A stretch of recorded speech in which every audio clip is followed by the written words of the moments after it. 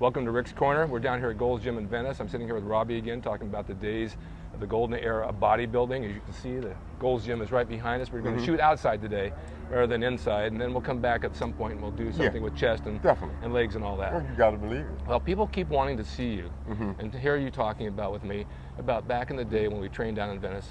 They want to know what the atmosphere was like. They want to know what the camaraderie was like, our diet, our training, and that we can never give them enough information. I know. It's like, no matter how much we give you, you want more, which we're ready to do. So we have to kind of delve into a little bit more. Now, they were asking back in the day about some of the guys training, like the Barbarian brothers. Do you remember them? Of course. And they trained really, really heavy, crazy heavy. Crazy heavy. But they weren't bodybuilders. You know, I think David and Paul both just love bodybuilding, love being in the atmosphere, and were able to get something out of it positive for themselves to help them make a piece of money, which I thought was great. Right. I mean, they were twins, both good-looking guys, so they had a huge following. Right. And they were characters. Total character. And even back then, everybody who came to the gym was a character. Unlike today, the characters aren't there today. No. There's just not. It's a lot more, you know, I guess the money changed it. I guess the believing of self-worth and how important they really were kind of took over. And see, back in the days, we had fans. We had a huge following. People loved us. They adored us back in the days. Right. When we walked on the beach, just like yourself, and it's the 3 pictures of you and your friends. That's what it was like. That's what we was like. That. We was out there in our posing brief already. So people saw it about us. But we didn't even think of it that way. It wasn't ego. It wasn't an ego thing. It wasn't look at me and I'm trying to be somebody who I'm not. It was just our lifestyle. No, that's what I loved about it. We were just people, human. Right. And that's how people treated us and they respected us and admired us for what we really are. I know. Did you train with Platts back then? Tom Platts? Did you train with him? No, I was always in the atmosphere of Tom. Tom was like myself, into it. Right. I mean, both mentally and physically, consciously, subconsciously. He's into the rep, into the sets, getting the job done, getting out of the gym. Right. Yeah. But he didn't. He really went with the reps to the point of no return. Yeah, we all come out of that atmosphere of a lot of reps. And that's what was really created the beauty of the physique. In my mind, that's what still creates the beauty of my physique at 65. Yeah. It wasn't powerlifting, although we did heavy lifts. Yeah, we lift heavy, but at the same time, there was also an artistry to it. Right. I mean, maybe at the end of it's a 90-day cycle, you were doing dumbbell flies, but after the flies, you were doing probably 3 other sets of flies, probably to bring in that muscularity and definition, help create the lines and beauty of the muscle. So it was always something at the end that was a shape or was something that made the muscles look beautiful at the end of each basic exercise. And powerlifting, well, it's not. It's just for power and building the muscle. Just for power, up to that single rep. Exactly. After they do the single rep, that's the end of it. Yeah. I always felt, because I started powerlifting, that it was a good foundation. Great foundation. Yeah, it was the basis of building muscle and strength. But like you said, after that, say you do a 10, 8, 6, 4, 2, 1 single rep, then you go back and you do your reps. Oh yeah, you got to go back and get them reps. And do your shaping movements. Yeah, and that burn, you got to get that burn deep in the core of the muscle. You have to feel it. The more you correctly perform the technique and exercise, the more shapely your muscles going to be. Exactly. Did you switch your workout around a lot when you come in, or did you stay on the same routine for X amount of weeks or whatever? Well, what we would do was, basically in the off season, we would do that basic heavy stuff, and then probably 90 days out, then we switch to bodybuilding mode, which was a lot more reps. Right. Okay. So you program your body for that, going into that 90-day cycle where you already started doing reps. But by the time you get to the 90-day cycle, it's easy. Yeah. Yeah. So you're pumping out as many reps as you possibly can. You want to outdo your partner. Well, I want to do more reps than Arnold. Denny Gable. Of course you want to. Right. And that's the whole thing on it. Right. You know, that's the competition and where the head or ego come in there. You want to do more than the next person. Exactly. Yeah. Many of them asked about off season, bulking up and training down, bulking up and training down. Now I know some guys would, they put on, like Ken Waller would put on a lot of weight on. Yeah. And they train down, but my theory is every time you gain like that and you gain fat, you got to reduce the fat again. Exactly. It's another job all over again. I always believe in, I think basically myself, Denny Gable, we were picture probably around about a 10% body fat in the off season. In the off season. So it's much easier to transfer that body into more muscle because you're going to be training heavy and you're going to get stronger. Right. So that made it a little bit easier. That's why Arnold looked so great at his last Olympia. Right. We dogged him. He dogged us, but we dogged him too. More reps, more sets. Oh yeah, we loved it. Posing right after the end of the sets and posing at the end of the routines, that was mandatory. Well, the off season back then, the off season now, as many of the guys today, you see them off season, they just get fat. Yeah, I think a lot of it, Rick, has to do with the chemicals. There's a lot more chemical use these days. And I think that's what's causing a lot of the guys to come out fatalities here.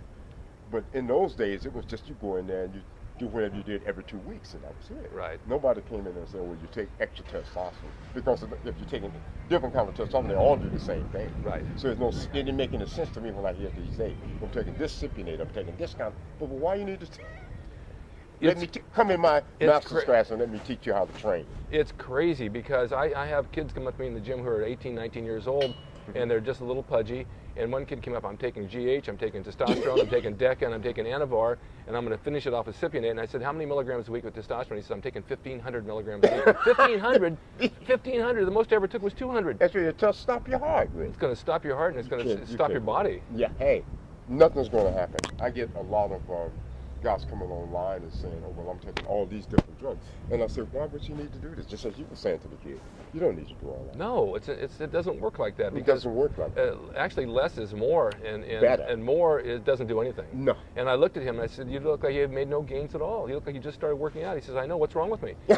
I said, everything. You don't want to laugh at the kid, but that's what's wrong with you. I mean, you can't expect the drug to do this. No. You got to get in there and build a foundation, have a foundation, and then build from the foundation if you're going to use the cosmetic. Progressively do the thing. Right. You can't go in and expect the drugs or the antibiotics. Well, I said to him, I said, how's your diet? He says, well, Monday through Thursday I eat pretty good.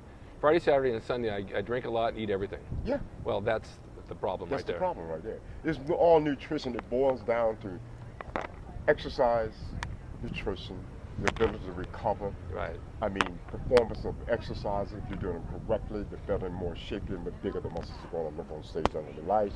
You can't go in there and expecting the drugs to do anything. No. That is just a nucleus to probably pretty much empower you to be more aggressive. Right. Outside of that, the rest is up to you. And just a little bit. Just a little bit. Not a whole lot. Not a whole lot. Take one thing, a little thing, just a little bit of it. Just a little bit of it. You don't need a lot of it. Well, the other thing is when you take too much of all these different things, you don't know which one's working. None of them are going to work. Because if you're going to be doing it like that, you can't expect any result. Right. It's not going to happen. Right. You know, you got to already have that foundation, being able to do the work, to have the picture already be created, so the drug, the eating, the training, the rest of it is going to create. Right. And even back then, your diet was pretty much the same year round. Yeah. You didn't go we crazy. Just ate a little bit more of the food. I might have, instead of having one steak, I might have had maybe a steak and a half or two steaks, according to how I felt. Right. And then I might wind up, instead of eating 4 meals a day, I might have eaten 3 meals a day because I'm eating 2 steaks at each meal. So I'm getting probably 400 milligrams of protein per day still. That's a lot. See, so come competition time, you kind of mellow out and go back to normal. So then it's one steak, that baked potato. Then it's a protein drink after the training. Then you rest there on the beach, get your tan, go back to the gym and train again. Wait a minute. Wait a minute. Is that where you got your tan? Oh, that's where I got my tan. How many hours do I have to put in to get this we would be out there for 4 hours getting a tan. And then I'll look like you? No, you can't look like I'm working on it, man. I'm working on it. See, the thing is, you were down at the beach getting tan? Oh, we didn't go out there. I didn't go out there to do it, but it's just laying out, hanging out with the guys. You know what it was? It's the feeling in the air. Yeah. Back then, you were drawn to it. And even we have it here, the feeling of the beach, the sand, and the ocean, and the silence, yet the hum of people talking puts you to sleep. Your mind melts into a calmness. Oh my God, there's nothing like it. There's nothing like LA, coming to Venice Beach, training the Gold's Gym, living the lifestyle. Living the lifestyle. Because that's what it is. And that's what you guys missed out on. I'm sorry you're only 20 years old, you weren't there back in the 70s. But I swear to God, we go down to work out, and we lay down on the beach. There's a group of maybe 5, 6, 7, 8 of us, maybe more, in a little sand area by the Pen. There were no people there. There were no tourists. Chuck Culbertson was down there always posing, hanging out. And we lay down and just put the towel down and just sit and talk, and next thing you're dozing off. Well, you know, you sleep. That's exactly. Just all that noise becomes like tranquil to you. It is. It's melted into the sand. It is. You know you're in Venice Beach, you have arrived. And as far as working, I mean, we had odd jobs. You know, of course, everybody has a job. I had my little job. Yeah, me too. I had my little job. And we got by. And the funny thing was, I would train in the morning. I would hit auditions for commercials in the afternoon, and I would wrestle at night. I was fortunate enough to wrestle 5 nights a week, so it gave me an income. And then I would collect unemployment in between the commercials because you're allowed to do that on your residuals.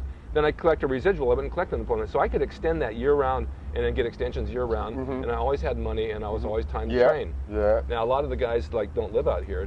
They have regular jobs back east. They don't have that lifestyle. Unfortunately, they have to work full-time. Full-time. It's completely different. Completely different. I came out here, like I'm saying, 75, not having a job, working in the Wheater warehouse. Right. That gave me my little stability. Right. All of a sudden, I was getting exhibitions and seminars. Right. All of a sudden, I'm thinking, wow, this is starting to feel good. So you see yourself making a piece of money. You feel more secure, and you know you're being able to live the lifestyle. They're giving you an apartment, exactly. nice car, I mean, the lifestyle change. Who would have ever thought that back then this would come forward, and here we are today, and that we can cash in on what we did in the 70s? I never planned that. You didn't plan that with your books and all that stuff. Nope. But this is history in the making, and people want to know because you and I, there's a few of us left that even talk about this stuff. Yeah, I think it's you have to come to LA. LA is like the place. If you're talking about building that sound physique, Gold Gym is definitely the place to get that knowledge. Yeah. There are a lot of people out here that really can help you reach that level, but a lot of it depends on yourself. Right, but they also have to understand they're not going to make a living at bodybuilding by coming out here.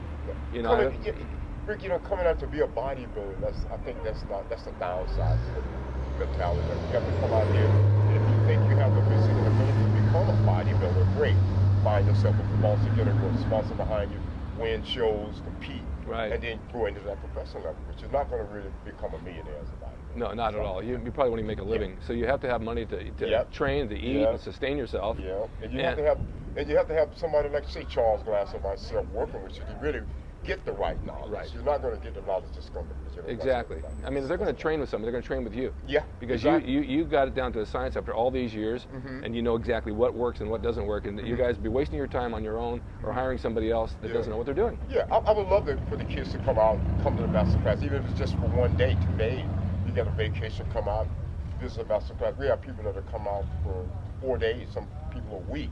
We have families. We are basically booked. Not from now to like December. Right. So the master class has been a very successful journey, and I just started that out of the blue. And how often do you do that? I do it probably twice a month. 2 different groups of people. Sometimes it's couples, sometimes it's family, sometimes it's individuals, sometimes it's fathers and sons, sometimes it's just fathers. A lot of them coming back from the old days. Really. Yeah. Now that's what I'm really picking on, the 50s and the 60-year-old guy. Yeah, of course. Coming to the master. Of course. It's great. 50 and 60-year-old seems young to me. But you know what? I think they really can relate to the old days. That's what it is. Yeah, they do. They want to come back and train with me. You and I both get a lot of emails from people from Rick's Corner. Yeah. 50-year-old guys. I remember back in the day, you guys, and boy, I'm so thankful of you talking about this because I'm still training. Well, we appreciate you guys. Yeah, we do. And really do appreciate it. And I'm still training now, even from back then. I mean, it's really nice to hear that. Yeah, it's really good. I get letters from guys. Some of them tell me their birthdays are coming up. I go back and call them on the phone. Happy birthday. They be all shocked. Some that's nice. Teary. Yeah. But they appreciate what we're doing. Yeah, I think they do. So now, if they want to get this master's class, they can reach you through your website? Yeah, definitely come to info@robbyrobinson.net. Right. And become a part, come out and do the master's class. Come on, you might even get a chance to shoot in on Rick's Corner. That's right. Yeah, that's right. We can do something like that. How are you, Robby? Okay. But how you doing? All right. Well, there you have it. And now we're down in Venice again today, but we're going to come back down by the end of the month, and we'll do some workouts with Chet. Definitely look out for Chet. We've been thinking about it. We'll get it set up. You guys come and do it. Okay. Remember, RobbyRobinson.net. Check into this master's class. Get his books. He's got some good stuff coming out. I think in about another 30 days, I'll have the book coming out on my life as well, which I'm pushing way back from the days. Got to get a copy of it. Yeah, I got some funny stuff in there, man. I got stories to tell you've never heard before. All right. But thanks for watching Rick's Corner. Robby, thank you for coming down today. Definitely. Have a great day. I think this would be a good time now to say goodbye, and let's go to the firehouse. Definitely. Hey, you got to come to the firehouse. A good day. You got to come to the firehouse. Have to come to the firehouse and eat. Stay tuned for more Rick's Corner. Thank you.